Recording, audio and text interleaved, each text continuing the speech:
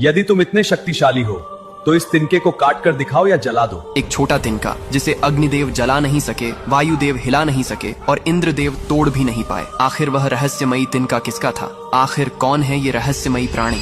कहानी शुरू होती है। समुद्र मंथन के बाद जब देवताओं को अमृत प्राप्त हुआ तो वे स्वयं को अजेय और सबसे शक्तिशाली समझने लगे। इंद्र, अग्नि, वायु और अन्य देवताओं के मन में धीरे धीरे अहंकार भर गया। वे सोचने लगे कि असुरों पर विजय केवल उनकी शक्ति से हुई है। देवताओं के इस बढ़ते अभिमान को देखकर भगवान शिव ने उन्हें शिक्षा देने का निश्चय किया। उन्होंने एक रहस्यमयी यक्ष का रूप धारण किया और देवताओं के सामने प्रकट हुए। यक्ष ने देवताओं से पूछा, तुम किस बात पर इतना गर्व कर रहे हो? देवताओं ने उत्तर दिया कि वे संसार के सबसे शक्तिशाली हैं और कोई भी काम कर सकते हैं। तब यक्ष मुस्कुराया और उसने जमीन से एक छोटा सा तिनका उठाकर उनके सामने रख दिया। उसने कहा, यदि तुम इतने शक्तिशाली हो तो इस तिनके को काट कर दिखाओ या जला दो। सबसे पहले अग्निदेव आगे आए। उन्होंने कहा कि वे सब कुछ जला सकते हैं। उन्होंने अपनी पूरी अग्नि शक्ति उस तिनके पर लगा दी, लेकिन तिनका जला ही नहीं। फिर वायुदेव आए और बोले कि वे पर्वत तक उड़ा सकते हैं। उन्होंने पूरी शक्ति से उस तिनके को उड़ाने की कोशिश की, पर वह हिला तक नहीं।